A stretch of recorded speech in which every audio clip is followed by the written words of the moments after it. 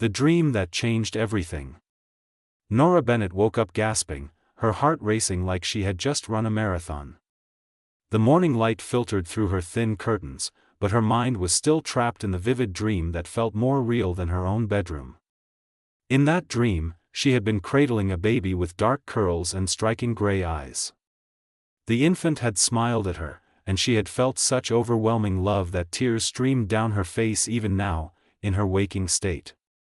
But the dream became even more intense when he appeared. Julian Westbrook, her boss, the intimidating CEO of Westbrook Construction Empire, had walked into that dream garden wearing a gentle smile she had never seen in real life. He had wrapped his arms around her from behind, resting his chin on her shoulder as they both gazed at the baby. Their baby, her dream mind had insisted with absolute certainty. Nora shook her head violently, trying to dislodge the images. This was beyond embarrassing. Julian Westbrook was the kind of man who made hardened business executives nervous. He was brilliant, ruthless in negotiations, and so far out of her league that they might as well exist in different universes. She was just Nora, the quiet assistant who organized his schedules and prepared his reports.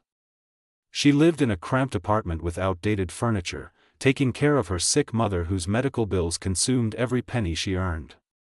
The reality of her life crashed back into focus. Her mother's condition had worsened last month, and the new treatment the doctors recommended cost more than Nora made in 6 months. She could not afford to lose this job. She could not afford to make even the smallest mistake that might jeopardize her position at Westbrook Construction. The moment of panic. Feeling suffocated by the bizarre dream, Nora grabbed her phone from the nightstand. She needed to talk to someone who would understand, who would laugh with her about how ridiculous her subconscious mind had become under all the stress. Her best friend Rachel was the only person who knew everything about her life, her struggles, her fears, and now, apparently, her completely insane dreams. Without thinking too carefully, Nora opened her messaging app and hit the voice recording button. Words tumbled out of her mouth in a rushed, panicked whisper. "Rachel, you will not believe what just happened. I had the most mortifying dream ever. I was pregnant. Like, actually pregnant with a baby. And the father in my dream was Julian Westbrook. My boss. Can you imagine anything more ridiculous? Me, who has never even kissed a man, dreaming about being pregnant by the most powerful, untouchable CEO in the city. The dream felt so real, Rachel. I could feel the baby moving. I could see Julian looking at me with such tenderness. What is wrong with me? Am I losing my mind? The stress must be destroying my brain. Please tell me this is normal. Please tell me I am not going completely crazy. I am still a virgin, for goodness sake. How does my brain even create scenarios like this?" She rambled on for almost a full minute, pouring out every embarrassing detail, every confusing emotion the dream had stirred up inside her. When she finally finished, she hit send without even rereading the message. The relief of getting it off her chest felt like releasing a pressure valve. That relief lasted exactly 5 seconds. The horrifying discovery. Nora glanced back at her phone screen to make sure the message had sent properly. Her eyes focused on the name at the top of the chat window, and her entire body turned to ice. The name did not say Rachel Morrison. It said J. Westbrook. No. No, no, no, no, no. Her hand started shaking so badly she nearly dropped the phone. With trembling fingers, she clicked into the conversation. There it was. Her voice message, nearly a minute long, sitting right below an email thread about quarterly budget reports that Julian had forwarded to her late last night. The message showed one gray check mark. Delivered but not yet heard. Nora's fingers flew across the screen, desperately trying to delete the message. She clicked on it, selected Delete for Everyone, and pressed Confirm with the force of a desperate prayer. But the notification that popped up made her stomach drop through the floor. You cannot delete this message for everyone. The recipient may have already seen it or has an outdated version of the app. A sound escaped her throat, somewhere between a sob and a gasp. She stared at the screen, frozen, watching those gray check marks like they were a countdown to her execution. Minutes crawled by like hours. Each second felt like torture. She imagined Julian in his penthouse apartment, probably doing his morning workout or reading the financial news, and then casually checking his phone. What would he think? Would he laugh at her? Would he be disgusted? Would he fire her immediately? The thought of losing her job sent waves of panic through her chest. Without this salary, her mother would have no chance of getting the treatment she needed. They would lose their apartment. Everything would fall apart. The summons. Then it happened.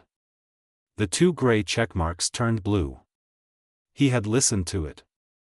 Julian Westbrook had heard every single word of her humiliating confession. Nora felt like the walls were closing in around her. She could not breathe. Her vision blurred with tears. This was it. Her life was over. She would be fired, blacklisted, unable to find another job in this city where Julian's influence reached everywhere. Her phone vibrated in her hand, and she nearly threw it across the room. With shaking hands, she looked at the screen. A new message from J. Westbrook. Come to my office immediately. We need to discuss your message. The words were formal, cold, and absolutely terrifying. No explanation, no emotion, just a command that felt like a death sentence. Nora sat on her bed, staring at those words, her mind racing through 1,000 scenarios. Should she quit before he could fire her?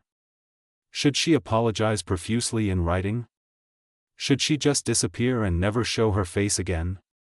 But she knew she had no choice. She had to face him. She had to try to salvage whatever remained of her dignity and, more importantly, her desperately needed job. Taking a shaky breath, she stood up and began getting ready, each movement feeling like she was preparing for her own execution. The train ride to the office felt surreal, like she was watching herself from outside her body. Other passengers chatted and laughed around her, completely unaware that her entire world was crumbling. When she finally stood outside the towering glass building that housed Westbrook Construction, she had to force her feet to move forward.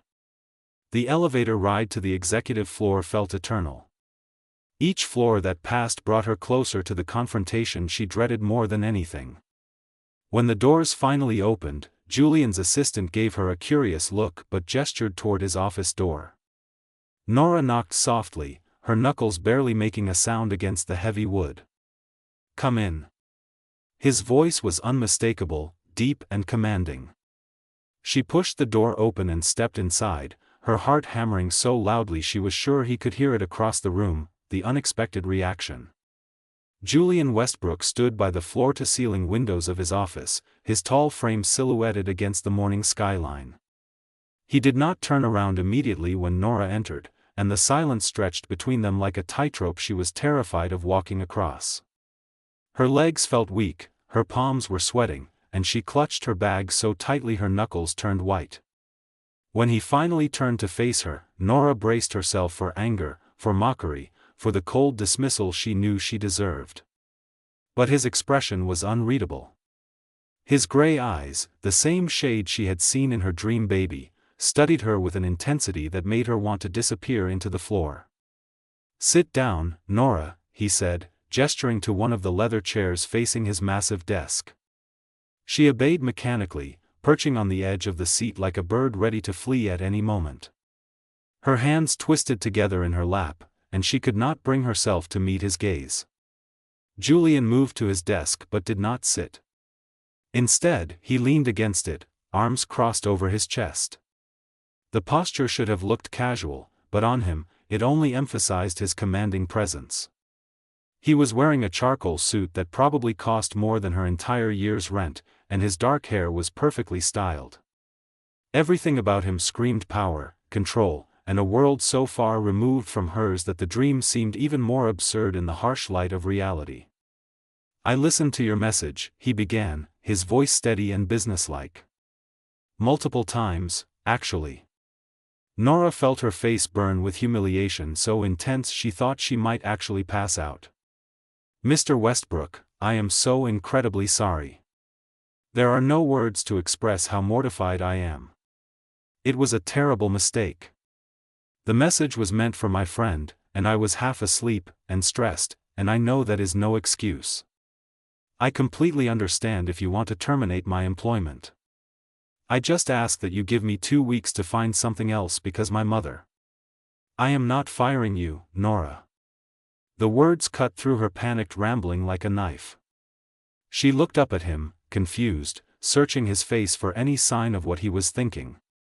"You are not?" Her voice came out as barely a whisper. "No." He paused, and something flickered across his expression, something calculating. "In fact, your message came at a rather opportune moment. The inheritance crisis." Julian walked around his desk and sat down, steepling his fingers as he regarded her. Nora had seen him use this posture in business meetings right before he made a move that left his competitors stunned. "Let me explain something to you," he continued. "My grandfather built this company from nothing. When he died 3 years ago, he left very specific instructions in his will. I inherited controlling interest in Westbrook Construction, but there was a condition. A condition I thought I could work around, but recent developments have made that impossible." Nora listened, bewildered about where this was going and why he was sharing such personal information with her. "The condition states that I must be married, or at minimum engaged with a wedding date set, before my 35th birthday. That birthday is in 5 months. His jaw tightened slightly. "If I fail to meet this requirement, controlling interest passes to my cousin, Vincent Westbrook, a man who would run this company into the ground within a year to line his own pockets." "I do not understand," Nora said softly. "What does this have to do with me?" Julian's eyes locked onto hers with laser focus. "I need a fiancé, Nora. Not a real one. A business arrangement. Someone who can play the role convincingly for 5 months until my birthday passes and the inheritance is secure. Then we can quietly end the engagement and go our separate ways."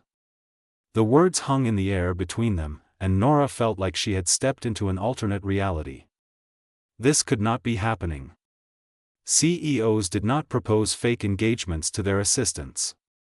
This was the plot of a romance novel, not real life. "You want me to pretend to be your fiancé?"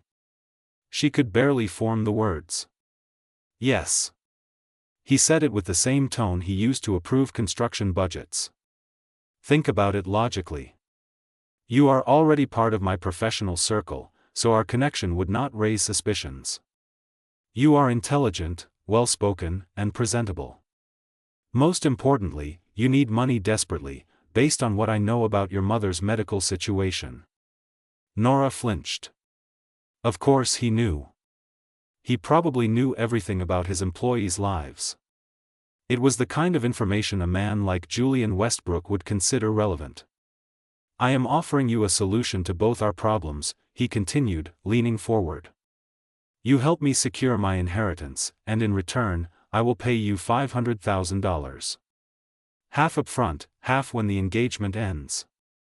That should more than cover your mother's treatments and leave you with enough to build a stable future." The impossible decision. $500,000. The number echoed in Nora's mind like a bell. That was more money than she could make in 10 years at her current salary. It was enough to save her mother's life, to pay off all their debts, to give them both a chance at a normal existence. But the cost was so much more than money could measure. She would have to lie to everyone. She would have to pretend to be in love with a man who terrified and fascinated her in equal measure. She would have to enter his world, a world of wealth and power and social expectations she knew nothing about. "I cannot do this," she whispered, shaking her head. "People would never believe it. You are Julian Westbrook. I am just a girl from the poor side of town who can barely afford to keep the lights on. Nobody would think you would choose someone like me." That is exactly why it will work, Julian countered. If I suddenly showed up engaged to a socialite or a business heiress, my cousin would immediately suspect a scheme. But you are different. You are real. The narrative practically writes itself. The powerful CEO falls for his dedicated assistant who has been quietly supporting him, who sees him as a person rather than just a bank account. It is believable because it happens.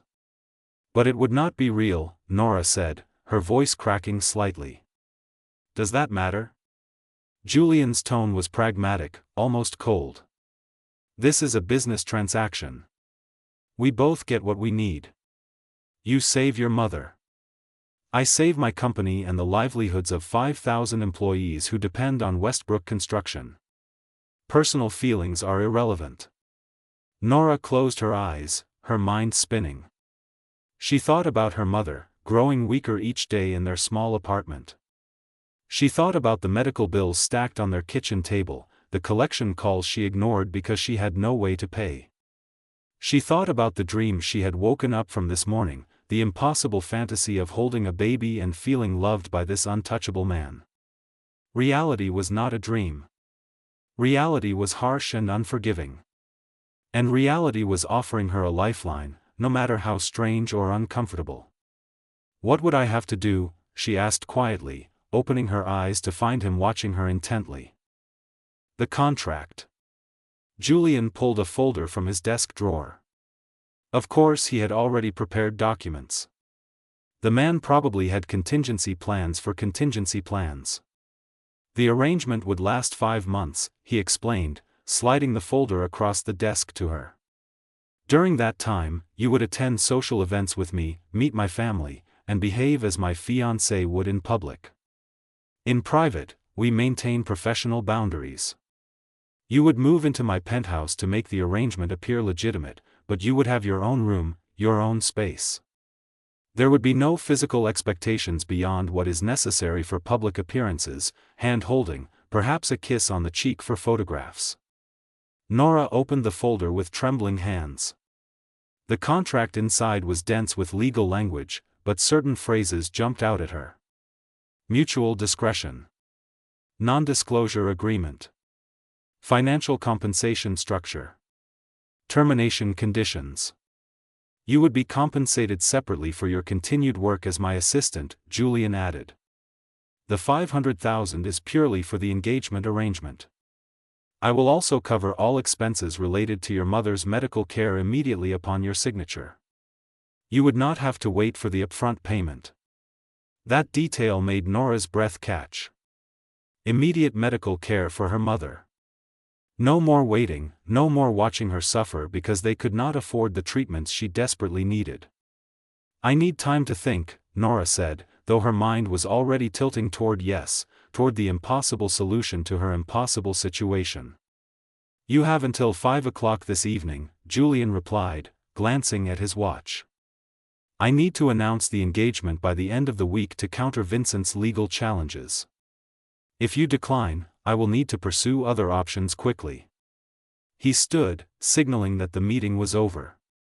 Nora rose on unsteady legs, clutching the folder to her chest like a shield. Nora, Julian said as she reached the door. She turned back to find an expression on his face that was almost gentle, though it disappeared so quickly she might have imagined it. I know this is overwhelming. But sometimes life presents us with choices that are not about what we want, but about what we need to survive. You would not be selling your soul. You would be saving your mother's life. She nodded, unable to form words, and left his office. The rest of the day passed in a blur.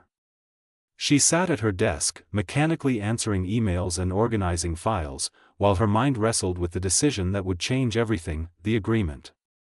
At 4:30 in the afternoon, Nora walked back into Julian Westbrook's office with the signed contract in her hands. She had spent her lunch break on the phone with the hospital, confirming that her mother could start the new treatment protocol immediately. The relief in her mother's voice when Nora told her not to worry about the cost anymore had sealed the decision. Whatever happened next, whatever lies she would have to tell, her mother would live. That was all that mattered. Julian looked up from his computer screen as she entered, and something in his expression shifted when he saw the folder. He stood, walking around the desk to meet her halfway across the office. "You are sure about this?" he asked, and for the first time since this bizarre day began, she heard something almost human in his voice, a hint of concern beneath the business facade. "I am sure," Nora replied, holding out the signed documents. "My mother starts treatment tomorrow morning. That is all the certainty I need." He took the folder, his fingers briefly brushing against hers. The contact was fleeting, professional, yet Nora felt an unexpected jolt at the touch. She pulled her hand back quickly, reminding herself that this was a transaction, nothing more. "I will have my driver take you home this evening to pack your essentials," Julian said, returning to business mode. "You can move into the penthouse tonight. Tomorrow, we will go shopping for appropriate attire for the public appearances. You will need an entirely new wardrobe." The reality of what she had agreed to suddenly felt overwhelming. She was going to live in Julian Westbrook's penthouse. She was going to pretend to be in love with him in front of the world. She was going to lie to everyone she knew. "What do I tell my mother?" Nora asked, her voice small. "What do I tell my friends?" "Tell them the truth, just not all of it," Julian suggested, leaning against his desk. "Tell them we have been growing closer over the past few months, that working together created a connection, and that things developed naturally. People believe what they want to believe, Nora. If we appear happy together, nobody will question the timeline too closely." The first evening. That night, standing in the marble entryway of Julian's penthouse, Nora felt like she had stepped onto a different planet. The space was enormous, decorated with modern art and expensive furniture that looked like it belonged in a museum. Floor-to-ceiling windows offered a breathtaking view of the city lights below. Everything was pristine, perfect, and utterly intimidating. "Your room is down this hall," Julian said, leading her past a gourmet kitchen that probably cost more than most houses. "You have a private bathroom, a walk-in closet, and complete privacy. I am usually in my office or the gym in the evenings, so you will have the common areas to yourself most of the time." He opened a door to reveal a bedroom that was larger than her entire apartment. The bed looked like something from a luxury hotel, covered in soft linens in shades of cream and pale blue. There was a sitting area with a couch and a bookshelf, and through another door, she could see gleaming marble in the bathroom. "This is too much," Nora whispered, setting down her single suitcase that looked pathetically small in the expansive space. "It is necessary," Julian corrected. "When my family visits, when photographers stake out the building, everything must appear authentic. Get some rest. Tomorrow will be a long day." He left her alone, closing the door quietly behind him. Nora sat on the edge of the luxurious bed, feeling completely out of place. She pulled out her phone and called her mother, who was already settled into a hospital room, excited about starting treatment in the morning. "I am so proud of you, sweetheart," her mother said, her voice weak but happy. "You and Julian must really care for each other for him to do all this for us. I always knew you were special. I knew someone would see what a beautiful soul you have." The guilt twisted in Nora's stomach like a knife. Her mother believed the lie. Everyone would believe the lie. And she would have to live with that weight for the next 5 months. The public debut. 3 days later, Nora stood beside Julian at a charity gala, wearing a midnight blue gown that probably cost more than her old car. A professional stylist had transformed her appearance, styling her dark hair in elegant waves and applying makeup that made her look sophisticated and polished. When she had looked in the mirror before leaving the penthouse, she barely recognized herself. Julian's hand rested lightly on the small of her back as they moved through the crowd of wealthy donors and business executives. Every eye in the room seemed to be on them, curiosity and speculation written clearly on faces. "Smile," Julian murmured near her ear, his breath warm against her skin. "You look terrified." "I am terrified," she whispered back, forcing her lips into what she hoped looked like a happy expression. Just stay close to me. Follow my lead. We are happy, Nora. We are two people who found something unexpected and wonderful. Remember that. When he introduced her to his business associates, he wove a story so convincing that even Nora almost believed it. He spoke about how she had been the steady presence in his chaotic professional life, how her kindness and intelligence had slowly captured his attention, how he had realized one day that he could not imagine his future without her.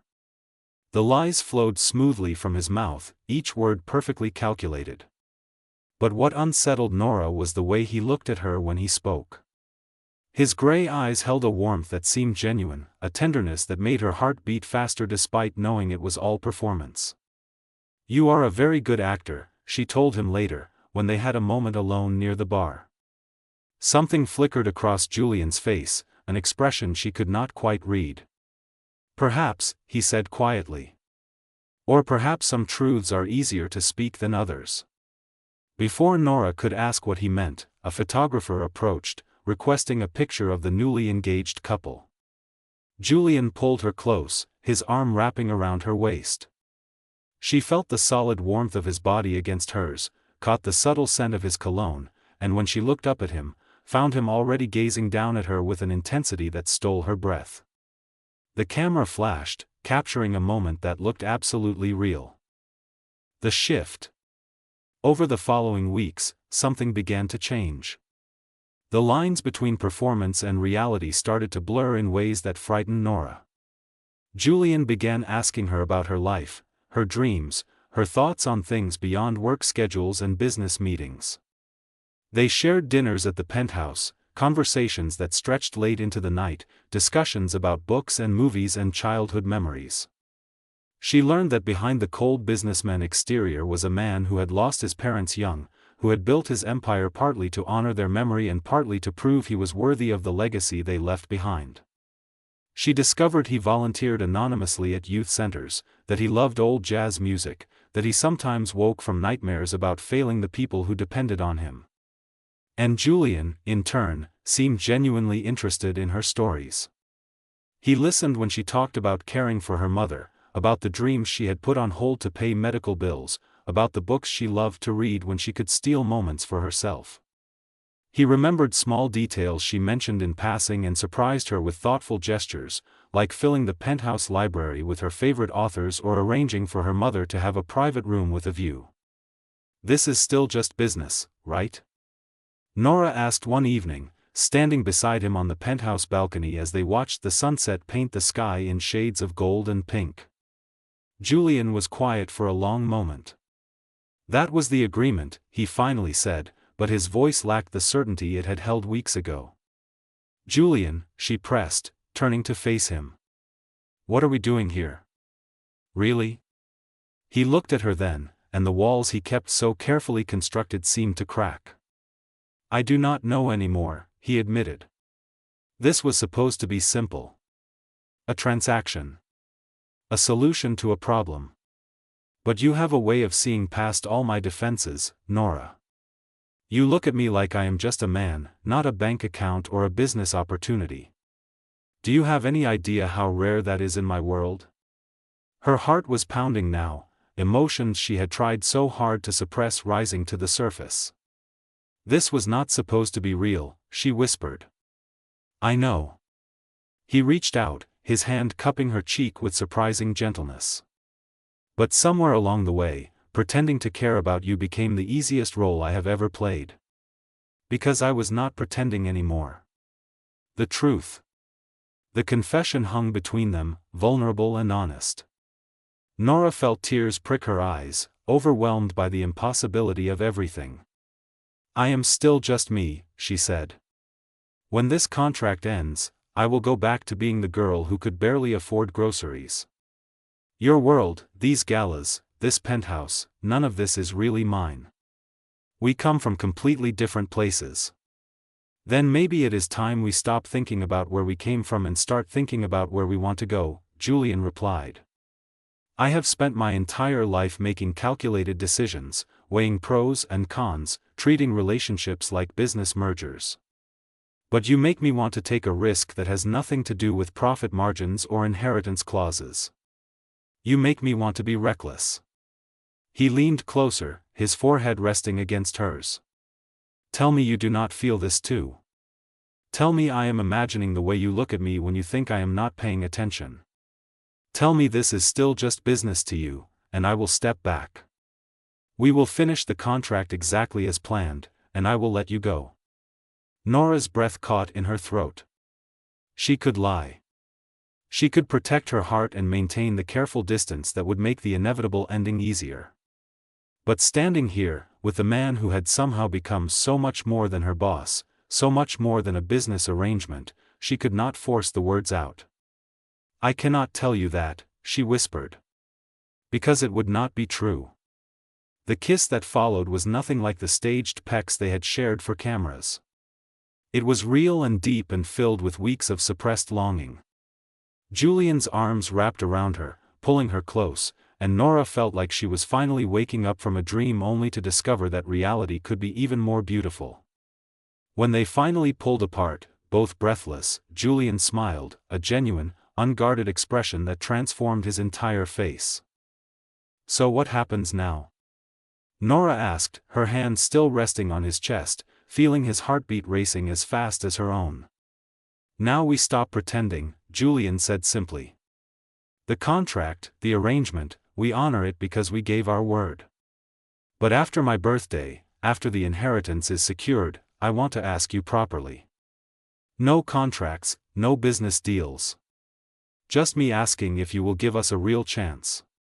Tears spilled down Nora's cheeks, but they were happy tears this time. "You are supposed to be this brilliant businessman," she said, laughing through her emotions. "But you are asking me to wait 5 months for something I already want to say yes to." "Then say yes now," Julian challenged, brushing away her tears with his thumbs. "Say yes to something real. Say yes to giving this impossible situation a chance to become something extraordinary." Nora looked up at the man who had started as an intimidating stranger, became an unlikely savior, and somehow transformed into someone she could truly love. She thought about the dream that had started this whole bizarre journey, the vision of a future that had seemed impossible. Maybe her subconscious had known something she had not been ready to see.